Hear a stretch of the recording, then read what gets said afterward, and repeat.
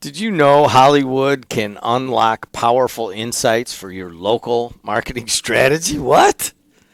All right. Listen. In this episode, we'll reveal how the storytelling techniques used in movies can elevate your marketing approach. Hollywood has mastered the art of engaging audiences through compelling narratives, and local businesses can learn from this. We'll explore how to identify your brand's hero, villain, and supporting characters, translating film storytelling into a brand narrative that customers will notice and remember. Find out how to harness reliability to make your audience support your business and discover the timeless storytelling structures that can turn your marketing into something unforgettable. Join us on Mastering Local Marketing Podcast as we dive into practical tips that can help you boost your local marketing efforts, enhance brand awareness, and build customer loyalty. Don't miss out on learning how these lessons from Hollywood can be applied to your small business.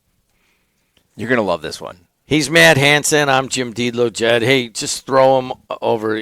We're doing this live, and thank you so much to Jaime for handing me these glasses, and I appreciate that so much better. Matt Hansen is a digital marketing guru. He's been in the business before it was actually a term, digital marketing. And I'm Jim Diedlow. I own Jed TV, Sports Network, and WJOB Radio. We are live on the radio on October 2nd of 2025. You know, one of the things that just gets me out of this, if you guys know how this works, I've been doing radio and TV for upwards off and on for 40 years. I don't like to know what I'm talking about when I come in. Producer Adriana's over there. She'll just say, hey, so-and-so's here. You're going to interview him. And I like to do it because then I want to ask the questions that somebody that just heard it for the first time would know. But if you have it all night to think about it, like if I prep for an interview, it falls flat. But I want to tell one quick story on this. I went to TED Sports the very first time they had TED Talks on sports, and it was in Indianapolis, and Triple H was there, the WWE guy. He married Vince McMahon's daughter, right? And he got up there, and his entire TED Talk was about storytelling. And he says, listen, WWE, you could say, oh, it's fake. Oh, it's overdone. The competition, the injury, all the different things. He goes, but all we know is that we have to tell a story every time. And I went to that whole conference for 3 days, listened to so many TED Talks. I can't believe that was the number one thing I took out of that. And it has colored the way that I'm thinking about what we do in our business. Yes. So this has been, I haven't done a TED Talk, but I've been hired by different universities to give this, what we're about to talk about. And I will sit down with my family. We love to watch. We have like family movie night when all of my kids are home and all that. And we'll sit down and one of us will pick a movie. And if you've been in marketing long enough, and if you understand this storytelling that Hollywood does, you can apply it to your marketing as well. And so we're going to get into that today. And really, what we have to understand is there is a process that every single movie, TV show, whatever it may be, it goes through to set up. And it's kind of like this rinse and repeat. And what we do is we need to take that format and apply it to our own marketing and understand it. And I think a lot of people don't do that. So let me take you back, right? So we're watching movies and when we watch these movies, there are certain things that are happening in the movie that if you've been doing marketing long enough, you'll pick up on them, right? And I've been teaching this for years, the whole storytelling, and there's various different things. I always call it like the dropping the keys and all this other stuff. So there are things that happen, and as you're watching the movie, they introduce you to the first thing, right? Which is the main character, something that the movie or the show is going to be about. We can take any movie that's out there, right? And I like to say, all right, well, let's think about, things that are popular right now. So you've got a Spider-Man or an Iron Man. You can go back to the Top Gun movies with Tom Cruise being Maverick and all. Like, we establish the story around somebody, right? And the whole movie, we introduce them. You start to get to know who they are.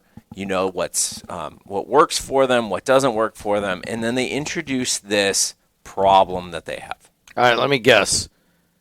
You have to have an anti-main good character. Well, of course. And that would be, in common knowledge, is a villain. Of course. There's always a villain in every story, right? So, when you look at your daily life, you have a villain in your story as well, right? It's somebody at work that maybe drives you crazy. It's a competitor that drives you crazy. It's it's a customer that drives you crazy, right? There's some villain out there in every story. So we have our main character, and then we have our villain. And there's this problem that they're going through, right? They're dealing with something, and the villain maybe is the one that is causing it. And this problem just becomes bigger and bigger as they go through the You know whole what story. it is? It's this. Is that what it is? Yeah, so either zip it or there you go. There we go. All right. All right. I won't move as much today. All right, good enough. All right. So so you have the hero, right? That I call it the main character is the hero. And then you have the problem, and then you have the villain. But what are we forgetting? What's the one thing that you always have to have? All right, I've been watching all these children's movies with my granddaughter. And I'm going to say, like, there's always the funny bird, there's the funny donkey, there's the kind of, I don't know if it's I noticed this on every one of these shorter little kids things. There's like princess and her dog, or the prince, if it's about a guy, he has a little caricature that follows him around. I don't even know why they're there sometimes. So they are there. It's what we call the sidekick, right? So it's the sidekick. person That's that is going with them to help solve kind of the problems that they have, right? So this stems back. I mean, when my kids were young, we had Dora the Explorer, and she had kind of the map and all this other stuff that would help her do these things. So the basic premise that we're getting at here is that you have the main character, which we call the hero, you have the villain, you have the sidekick, and you have the problem that the entire movie or the entire show is trying to solve. When we flip this to your business, the hero or the main character is your customer. That customer has problems that they are dealing with. We call them pain points. And there is some villain, something out there that has caused said pain point. And what most companies do in their marketing is they try to be the hero to the main character. And what do I mean by that? They come out and they say, oh, let me tell you how wonderful I am and overshadow you, and you should buy from me to solve your problem. What they need to do is try to be the sidekick. I have a couple ideas that will get you to where you need to go. I'm a financial advisor. You're struggling to retire by the age that you want to retire from. You should buy my services. That sounds horrible, right? Instead, I should come out and say, I've got a few ideas that you could potentially implement to get to where you need to be. If you want to talk about it, that's great. Like, I have these ideas, no pressure, but when you're ready and you want to solve that problem, I'm there to help you. Instead of what most people do is, I'm the greatest at this. You should hire me. We won all of these awards, all of this other stuff. It's me, me, me, me, me. Don't do that. Okay, so let's look at Disney's Frozen. You got Elsa, Yep. And then you got Olaf the snowman. Yep. That's a sidekick. I mean, I don't know these that well because I always fall asleep in the middle of them. But Olaf is there. So in a commercial, you would have the main character Elsa, and you would have sidekick Olaf. Are you saying Olaf should be the one that offers what? Offers opportunities to the problem, right? So you have Olaf, you had the sister, right? You had Olaf is the sidekick. Elsa is the main character. Right, but Elsa had a sister. Yeah, she has a sister, right, yeah. that helped her Yeah. out. I think there was a boyfriend or something in there as well. If I remember Prince, correctly, somebody other. right? Yeah.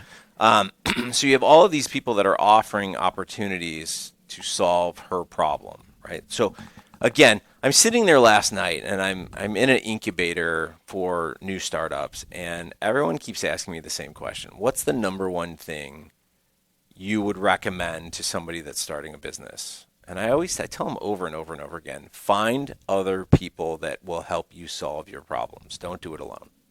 That's what we're saying here, is that from a business standpoint, we are in business to provide opportunities to solve other people's problems.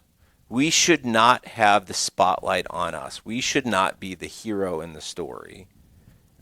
Our customers should be the hero, and we should be there to supply the answers when they ask us for those answers. Okay, in a structure, show us how you could structure that around come to my ice cream parlor.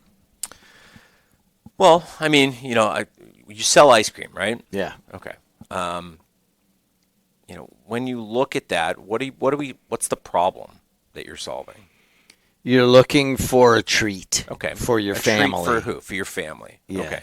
Is it a one-time thing or is it a nightly thing? No, it's like every few weeks. Okay. So are you a grandfather? Are you a parent? Where are we going? I am a parent that has 3 kids that drive me nuts. Okay. So it's when we look at that, you're not buying ice cream. You're going every couple weeks. You said kids drive you nuts. It's an opportunity for peace, right? It's an opportunity to get out of the house, to let your kids enjoy something. They're going to be happy at that point. Am I right? Yes. Yeah, they like ice cream. Who doesn't? It's an opportunity for escape, right? So if you are, let's say you're a stay-at-home parent and you have 3 kids and they're always driving you crazy and whatever else, it's that one opportunity in the week or every couple weeks that you get out of the house, you get to enjoy the outside, and your kids are going to be in a great mood, and everyone gets to share those opportunities together, right? I can tell you I have 31 flavors, big deal, right? I'm shining the spotlight on me if I say that. We have the best ice cream. We are authentic in everything that we have. It's all of these different things. But no, what we're trying to say is we're trying to identify the opportunities that our customers want, right? What are the pain points that they have? If you're telling me that you take them every couple weeks for ice cream just to get into a different environment, to make them happy, they're always fighting at home, but when we have ice cream, they're enjoying each other. It's a family moment. That's what you're selling, is that family moment, not the ice cream. So you have a 30-second spot. Who is to tell the parent that? Who is that? If it's your commercial, right, and you're going to put it on social or on linear, what do you put in that commercial exactly? So in that commercial should be your customer, right? So your customer is the hero. So you show a picture of a mom and a dad and 3 kids going. Right. So, if you're doing video or if you're doing just a static image, it's the picturesque enjoyment photo, right? So it's mom, dad, 3 kids sitting at a table, maybe little Jimmy has ice cream, on his face, whatever it is, right? Like it's the little moments that you remember eating the ice cream. The ice cream is the sidekick or the side part to the story, but it's part of the environment. It's what brought them all together. Okay. So who's telling the story? Who's the narrator? So from the narrator standpoint, again, we can sit there and tell you how great you are from an ice cream shop. But the narrator is telling the story of, you need a break, generating moments, right? Like, take it back. When you were a kid and you went and got ice cream with mom and dad or whatever, you're on vacation. Like, we didn't go get ice cream a lot when I was a kid, right? I can't even remember, just a couple times because it was expensive. It's expensive. And right? it wasn't a thing then. But yeah. when I think of getting ice cream when I was a kid, I was on vacation and we would get ice cream. It was after a Little League game. Yes. We'd go get ice cream. And it's those moments I remember sitting around with all of the other guys that were on the team, and our parents were off by themselves. But it was that memory I still have to this day of hanging out with the guys, and they used to have the little baseball helmets that you get the Sundays in and all that kind of stuff. Like, that's what I remember. And what we're trying to do is we're trying to tell a story with our business. So what you need to do is build upon that memorable moment, because no one's going to remember the 31 flavors and all the names that are in there, and what the price of the ice cream was, or what they're going to remember is the memory. So that's what we're trying to get through in our marketing, is that what are those memories that we want to create for our customer, and then put that into our advertising. So who's the hero? The hero is always the customer. So you have an issue of chaos in your home. Mm-hmm. And you can be the hero of that chaos by coming to the counter over here in Highland, owned by extended relative here, and who is telling that story? Not me as the business owner, and certainly not you as a hero, because you're watching this. It's actually some other voice, right, some other observer, right? Right. They're not saying from the business, hey, look how great we are. We have so many flavors, and we just upgraded, and you could come here, and we're open at this hours. You're saying, look at that. Hey, you're a little bit tired. A little bit, you need to get out, have an escape moment. The counter can do that for you without saying how great it is. Right. Well, and pick the kids up, let's go. And they might get a sundae, they might get a shake, they might get a scoop. But hey, it's all in for being just a good family moment. Yeah. Come to the counter. Well, I mean, and that's the thing. At this point, your kids are staring at their phones for 7 hours a day, right? You're connected constantly. You're always on your computer. You're always looking at a device. Families are getting separated in terms of not having that connection like they used to, right? Even when I was growing up, I came from a divorced family, and when I met my wife, she's like, "Oh, well, we'll sit down and eat dinner every night." And I looked at her. I thought she was crazy. Like, people do that? And I think it's gotten worse. I mean, we try to do that every single night. Just as a family moment. That's how we catch up with each other. Phones go away, we sit down and we eat together.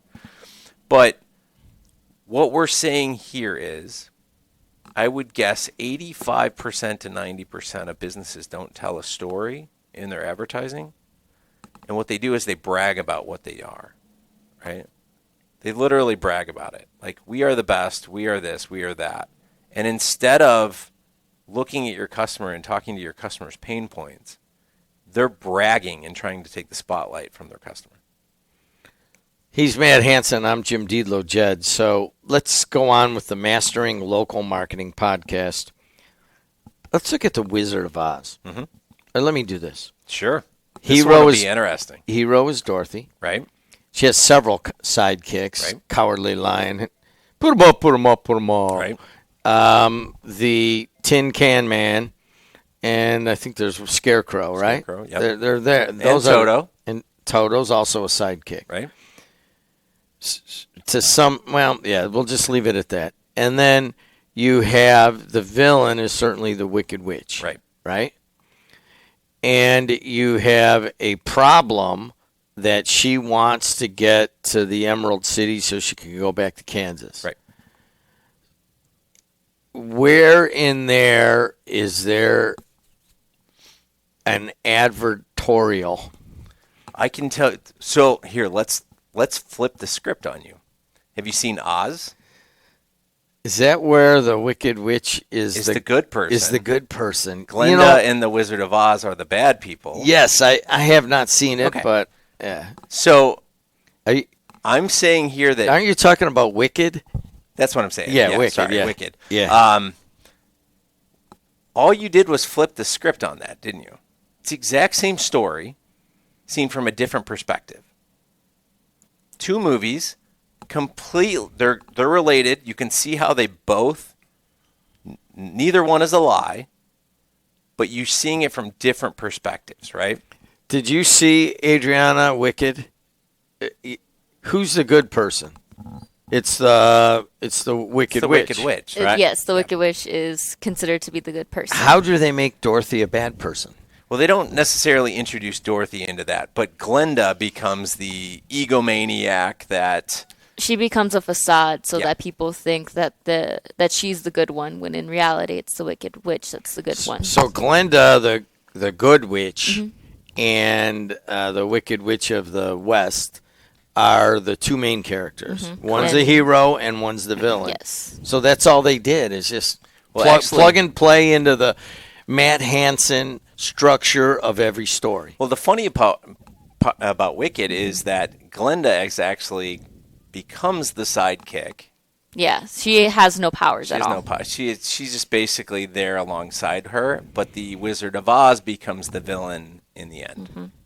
Because he's the one that has a corrupt government, basically. Yeah. So what we're saying, and I don't want to get into all of this, but what we're saying here is that perception is reality. So however you spin things is the way that your customers are going to see things. So it's funny because you go into this movie, Wicked, and you think, okay, how are they going to spin this? And then you see it and you're just like, okay, and it builds and builds and builds, and you're following along with the story and you're seeing, but in The Wizard of Oz, it was opposite, and what you have to realize is it's from a different perspective. So what we're saying from a business standpoint is you're seeing things from your perspective and trying to push them out. Your customer is seeing it from a different perspective, pushing them in. You have to figure out both sides and tell the right story. So now that you've seen The Wizard of Oz and you've seen Wicked, you watch The Wizard of Oz again, and it's a completely different movie because you're literally saying, well, this is false. This is false. Why do they see it this way now that I know more information? It makes more sense. It makes more sense, right? So I guess we've gone down like a rabbit hole today in this one. But what I'm saying is the narrative has to be from your customer's point of view, not yours. So what we're saying is the Wizard of Oz was from Dorothy's view. Wicked was from the, basically the Wicked witch, who is not wicked in the movie. She's just trying to She's get misunderstood. Misunderstood. And that's exactly what our customer is misunderstood by most businesses because they don't look at it from the customer point of view. All right, have you bought anything recently? Have I bought anything Yeah, recently? like anything, like what? It's really funny. I bought somebody a present, and it's from Wicked. All right, so let's go back to his present store. Where'd you buy it, off Amazon? I bought it at Five Below. All right, so Five Below is just a retail store. They kind of standalone-ish. A lot of times they're in big malls. How would you apply the storytelling technique to advertise Five Below? Well, Five Below is it's relatively inexpensive merchandise, The right? most expensive thing there is probably what I bought, which is around $35 to $50. Right. So I don't think they would exceed over that $50 limit. Yeah, so I don't think, Jim is a Five Below customer, let's be honest, right? Okay. So my daughter, who's 17, talked to me. She's like, we need to go to Five Below. I need to go in there, and there's this and this and this and this that I want to get. She ended up getting some kind of little microphone so she could do video blogging or something. I don't know what it was. But you go in there, and it's nothing but a bunch of younger, kids, essentially. And it's a bunch of just different technologies, it's iPhone covers. It's like a kid version of Target. That's exactly what it is, right? Yeah. So from the standpoint of who the customer is, it's really cheap, right? So, essentially it's kind of like a dollar store, but it's, a little bit more pricey in some of the stuff. But they have things that revolve around the teenager lifestyle. Am I right? Mm-hmm. So it's everything from movie stuff to technology things to things you can wear. There's a like million different makeup, types of food, candy, yeah. right? So it is the epitome of a teenager dropped into a store. Yeah. Yeah, right? I give you that. So when we talk about Five Below, it's if I could take all of the thoughts of my daughter and put them into a store, it's that store, right? So when she started talking about it, she was like, I want to go get this lapel mic. I want to do this video series. They have it. Let's go. And I kid you not, I just walked around watching her in there, and you see all of these other kids in there. He's got a problem. You know that he is always thinking of marketing. Even when you take your kid to Five Below, you're thinking of marketing. Well, it's like doing communications and all that. You watch a movie and you see how they film it. You see how the lighting is, and it ruins movies for you because you're nitpicking every single little thing. Yeah. By the way, well, we'll talk about I know lighting. the lighting is not the greatest right now. I'm looking at it right now. The sun changes, and that's what happened. It went behind a cloud, and now it's not. But anyways, so give me an example, a quick example of a spot you would do for them. So yeah, it's basically you're targeting a younger customer, so a high schooler. It's imagine from her point of view, you could take everything from TikTok or Instagram and put it into a real life location. It's the Wizard of Oz kind of Emerald City, so to speak. You walk in there and it's like, oh my goodness, look at all the fun things that are in here that I can play with. What's the villain to that? The villain to that is the traditional store or the Target for kids. Target for kids. Yeah. Target for teenagers. Right. So, okay, is it the Walmarts, the Targets of the world? Is it the shopping malls of the world? Like, let's be honest, they're not going to shopping malls anymore. That is not where you want to be. But what we're saying is the villain on this stuff typically is somebody that is trying to push other things on them, not listening to what they want, right? So, my daughter with the lapel microphone could have went to, something like B&H Photo and bought some massive like H4n microphone and all this other stuff, which will cost you hundreds of dollars. I think she spent maybe $5-10 on it, and it works. It's fine. It's nothing big. She didn't put a ton of money into it. So you're looking for a price conscious, doesn't have a lot of money, and you open up that door, and it's just everything that is for you, right? So it's that Emerald City, so to speak, for teenagers, I guess is the way you would look at it. Script could be something like narrator of, hey, you're tired of going to a massive department store when all you really want is something really cool to take to school, right? Well, think about it in The Wizard of Oz. Remember he said, don't look behind the curtain? I mean, you could literally take that same thing here and say, let's look behind the curtain of Five Below, and you open the curtain, and it's everything you've been looking for in one store, but you find it pieced out in the Targets, the Walmarts of the world. Basically. That was really cool, dude. that could be a great commercial right there. Would Right. you like to look behind the curtain at Five Below? Yeah. Here it is. He's Matt Hansen, Digital Marketing. This is episode 79, Lessons from Hollywood on Small Business Marketing. We're going to return to this because it's so interesting, and then you can have movie suggestions for your family movie night. There you go. Thanks a lot, Matt Hansen. Thanks a lot, Adriana. And thanks to you for listening and watching. Mastering Local Marketing anywhere you get your podcasts.